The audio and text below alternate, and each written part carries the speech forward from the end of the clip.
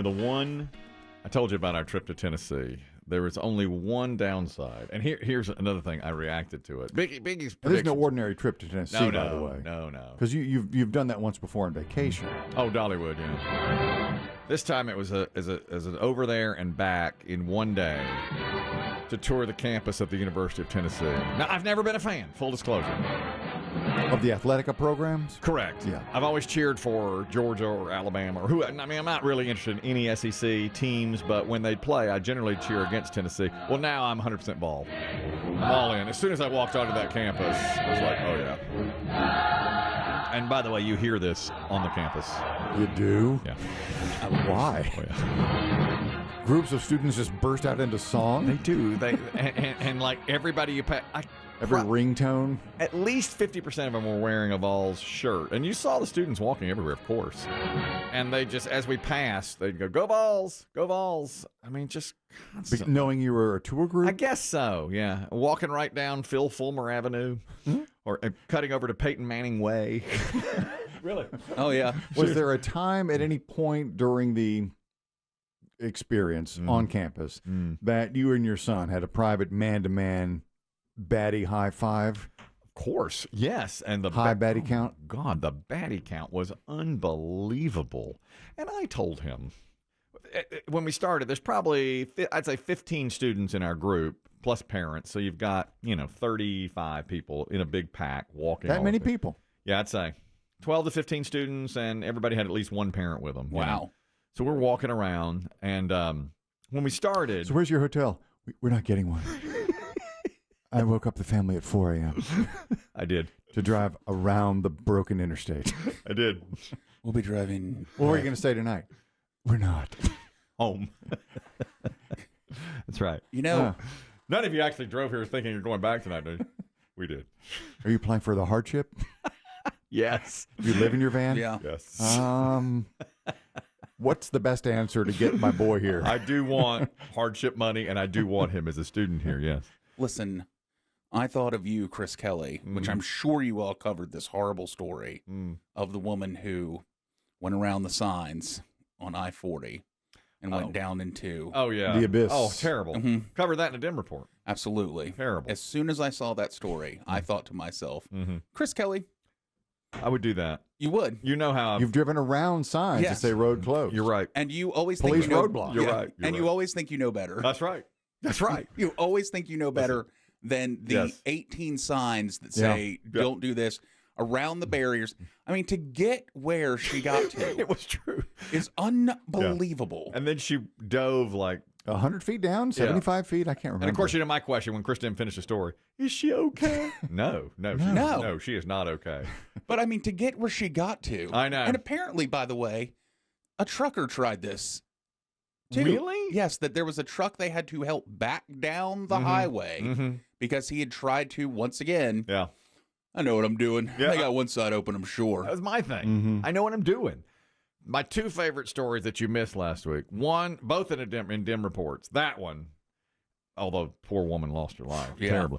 The second one was, did you see these guys? They had really, really expensive cars, and they were doing an insurance fraud scam. They wanted money back for the insurance. I mean, these cars were like $150,000 cars. One was a Rolls. Yeah. And so in the night, a bear attacked 3 of the cars and ripped it to shreds, like got inside the car and just ripped it up. And I thought the story was going to be they left food in the car and the door open, to entice a bear to perhaps come out there, like sugary foods in there. No. And they had video of it. It was a guy in a bear suit. My God. With bear claws. With claws. I mean, like real claws. That's it. And then they had a picture. They found the bear suit in one of the scammers' houses, and it was on the floor, and it had been pieced together, and there it was. My God. Like a bearskin rug. It was really unbelievable. Yeah, I could see. So in Tennessee, when we started, there's 12 to 15 students and the parents, and we're standing there in the student union, and he's like, all right, we're starting the tour. We're going to exit out this door and show you all of campus. First, we're going to call you all up here by name, and we're going to give you your name tag to wear around, a lanyard to wear around. When I call you up, state your name, where you're from, and why you love or why you want to come to Tennessee. Oh. Okay. Did you know this was going to be part of the drill? No. So the first couple of kids go up there and mumble. And I took my son to the side and I said, when they call your name, I want you to project 5 times louder than you think you should be. I said, I want you talking to people at the other end of this student union. See this mumbling fool to your left? He's not getting in. Did you see him botch it when he got up there? Exactly. I said, don't you. When you get your lanyard. I said, you get your lanyard. I told him that. Hi, my name is Turner. I want to come to Tennessee because I've always been a big fan of Tennessee. And I like football. That's it. And he goes, what should I say? And I said, say you want to come to the best business school in America and the best university in America. And he's like, oh, okay. And I said, look, no matter how loud you think you're too loud, go louder. I said, go louder and clearer. I said, enunciate. Project. Hit the back of the room. I said, hit the back of the room. So they called him. Bennett. His name's Bennett. And first of all, I didn't hear it. I was like, at the elbow. Your turn. Huh? He was looking the other direction. Over the big orange grill. Yeah. So he goes up there. They put the lanyard in. He goes, Tennessee. I came to a football game here. Did any of you not attend a football game before deciding to transfer? Show of hands. No one? No one. Anyone here because of the Arkansas game, the Florida game? I'm telling them, they all raise their hand. Who's here because of the Alabama game? Oh, yeah, that was great. definitely. We beat Alabama, yeah. And because the kid leading it was projected, he's a senior. He's wearing his overalls. They I'm sure they select these students because of their personalities. Yes. Yeah. And he was very outgoing, and you could tell. I mean, he would drop jokes in, and I was chuckling along. He was great. At the end, he's like, we have a QR code. If you liked the tour, my name is Caleb something.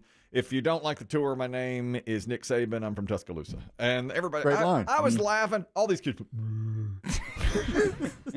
And I was like, Did you slip 20 into Caleb's hand? he's working. Yes. I was like, Caleb, He's working. I said, Caleb, you are so great. Help me. I don't even go here. Help me. What? Help me. Put me in your van. I don't even go here, man. They desire us. What? And up here, we have the football stadium. That was the first stop was the football Of course. stadium. And then the last stop right there at the gift shop. It was, it was heaven. I was totally in heaven. I said, we have to go here. My wife's like, who's we? We're not going anywhere. Now, did you and the other parents who were there just all kind of stare at each other like, we all know why we're here. We don't want to do this, Right. but we're here. Yes. Plus, I think we sized each other up as competition. Like, some of us are getting in, some of us aren't. Oh, We're looking at okay. each other like, which one, Mhm. One kid was from, like, New Jersey. I was like, don't let him down here. You New Jersey. I guess it's not really a secret when it comes to college admissions that every school has its sort of acceptance rate. But transfers, that's kind of, you don't hear about those. Exactly. But tons of students transfer. I know. Higher acceptance rate for transfers. They want you to. They want to know you can handle it at a college and then come there. Sure. The way Tennessee does it. Do you know, and not to get too into the weeds here, but do we know if all of your son's current school credits will transfer? Of course not.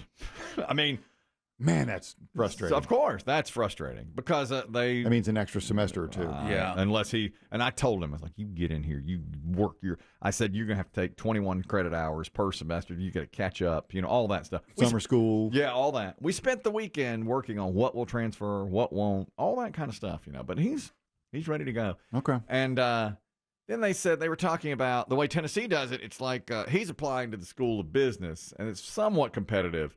But like the engineering school, she's very, very competitive. So you've really got to have your ducks in a row if you want to go to the engineering school. And there were some others. Like they do, like astronauts go to Tennessee. And I said, son, don't even think. We're Don't not get in gonna- that line. No, do not.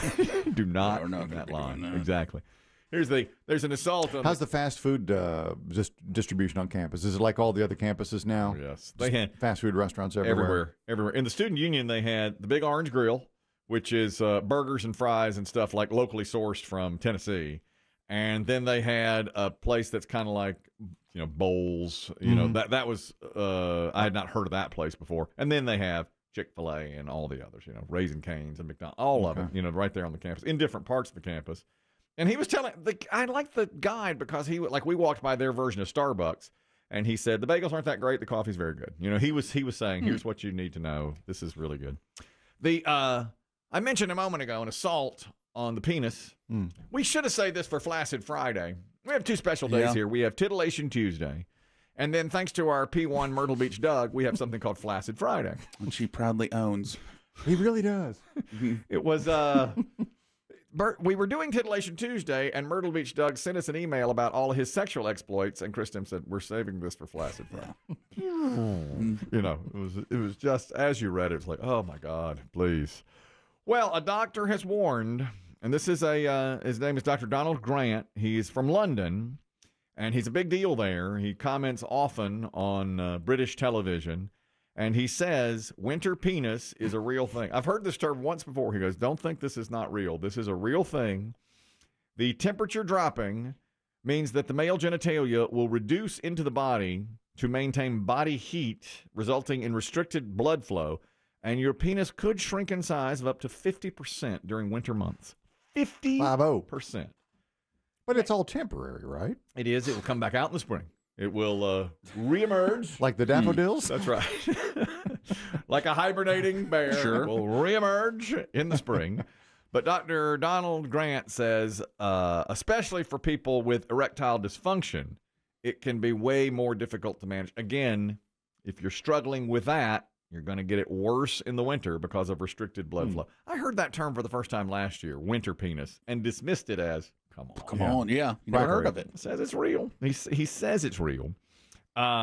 Winter penis should not worry you. Realize that your size will come back when the weather warms, but the worst months for it, as you can imagine, are December, January, and February. So he says, don't think something's going on. It's just a natural occurring phenomenon. Surprising to me. I can't believe he gave it real credence. Yeah. Then there's another guy. This will be for Lisa Lanier. An assault on his penis, he says. He spent, also from London.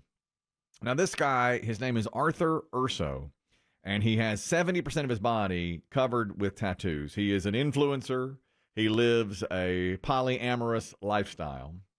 And he says that he spent the equivalent of $1,500 American dollars at age 37. He's also a DJ, by the way, like myself. Like a club job? Not like yourself. Like a club DJ. And he has 5 different girlfriends and says, my life, I'm so sexually active. It's part of my life. He has an OnlyFans page, all of these things. Well, he went to a local tattoo artist. He's in Brazil currently. He's from England, but he's in Brazil. He went to a local tattoo artist to have his penis tattooed for the first time. And he said it left him in great pain, numbness, no sensitivity. The healing process was way worse than he thought. And the tattoo artist says, you can't have sex for 15 days. He goes, I can't go without sex. Bro. You can't make our attorney talk about this. He says that he should have been told up front this is going to be 15 days without sex because I can't go without sex for 15 days. But now he's in the middle of this and he's got numbing and he says, I don't have the same sensitivity, period, and may not ever get it back. I know. Our attorney should not talk about this. Although she was saying something herself the other day that was, I forget what she was talking about. It was a personal, she was saying something. About her sex dreams? Well, there's that, of course, yeah. The Menendez brothers' sex dreams. Or was it something else? I feel like there was even something else. Maybe. She's talked personally about all sorts of, well, she took she had to defecate behind the dumpster that time when she was late for a pretrial. Yes. Yeah. She was late for a, what do you call those? A deposition. An appearance. Yes, exactly. Well, this man says to go 15 days is like torture for me. I have 5 girlfriends all wanting me all at the same time. And I have lost sensitivity. So he's now trying to sue the tattoo artist because he wasn't told up front how long this would take. But how long does an average, you're the only person in the room with a tattoo. How long does it take to heal? Is it 15 days? I mean, I would assume in that area, yeah. Remember, but I thought you have to, you cover at it. least a week, yeah, right? Is it a week? I don't know. I just assumed it was. You can't remember? Yeah. There was a guy that worked here who remember he got that big old back tattoo, like on his shoulder. Do you remember this guy? Maybe he just showed me. Not ringing the bell. He was the fan of Georgia Southern. Okay. He and I had a special bond. I never saw his That's tat. right. You No, I never didn't saw know, his- yeah. He asked me to come up to his office and see it. Had he just gotten it? Yes. And he said, well, he called Close the door. He called into my office and he said, you want to see something really cool? And I was like, yeah. And he said, Yeah. come up to my office. And I was like, all right. And I got there and he's like, close the door. I said, all right. Now, I thought it was weird when he started taking off his shirt. I was like, hey, man, this can't go anywhere, can it? Yeah. But he showed me on his back, he had this huge tattoo. It was a Georgia Southern tattoo. Okay. And we're rivals. I went to Appalachian State. I didn't know we were rivals, but apparently we are. He had to remind you every time. Every time. But it was still covered with the saran wrap looking stuff and the bandages. And he said, it's a week before I get it off. So that makes sense. This guy, 15 days. I don't think he's What kind of design do you put on your Johnson? He didn't say what he had there, but he said that it was going to take. He said it was going to take at least 2 weeks for the artwork to heal, and so far he's had a bad time with it. I don't think he's got a lawsuit. I bet he signed. No. I bet he signed a waiver as well. Don't you think? He signed. I'm sure. And also, dude, you got a tattoo on your junk. Right. Mm-hmm. Yeah, exactly. There's another guy. This is also for Lisa Lanier. And not to get not to dwell on this too much longer than we have to, but when you get that area tattooed, is it unaroused? What happens to the drawing when it's aroused? Does it change? Get large. You follow me? Yeah, I do follow you. Well, maybe he designed it that way. Maybe. Remember that old joke about? Yes. It's I can't remember how the setup went. It's like guy got Shorty tattooed on his penis, but when he's aroused, it says like Shorty's Delicatessen and Oyster Bar. Yeah. Manhattan, That's it. Manhattan, New Yeah. York. You know, it becomes really big. Mm-hmm. Yes, I don't get it. Some folks can tell jokes.